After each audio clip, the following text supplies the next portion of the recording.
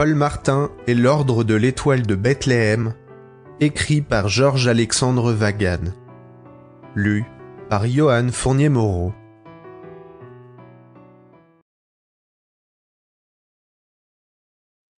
Paul Martin et l'Ordre de l'Étoile de Bethléem, première partie.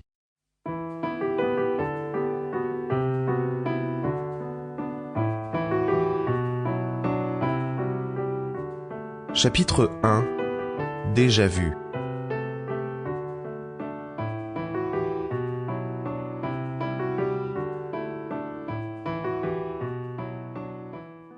Paul et Pierre. Le palais de la Découverte bourdonnait telle une ruche géante.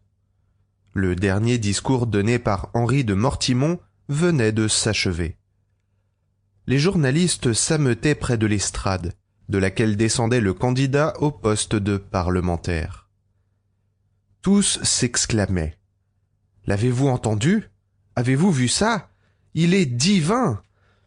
Chacun tentait de choisir des épithètes intenses qui correspondraient à leur niveau d'admiration.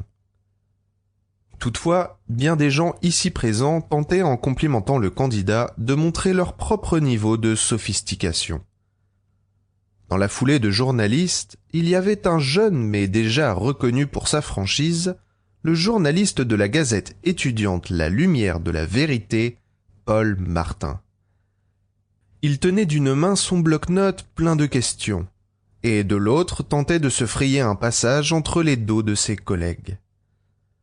La tâche lui réussissait plutôt bien, car il était fin et se rapprochait assez vite des marches. On aurait pu croire que la foule l'amena tout devant telle une vague et le plaça devant Henri. Un court instant, Paul fut confus à cause de la soudaine opportunité qui venait de se présenter à lui. « Dans votre si remarquable discours, vous mentionnez que la loi est le plus haut pouvoir de la société, » commença-t-il.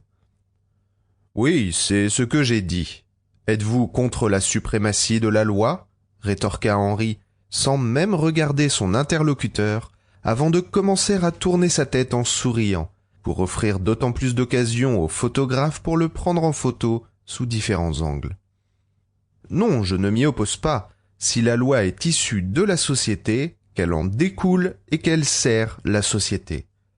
Or, si la loi est imposée de force, elle ne peut être juste. Et une loi Sample complete. Ready to continue?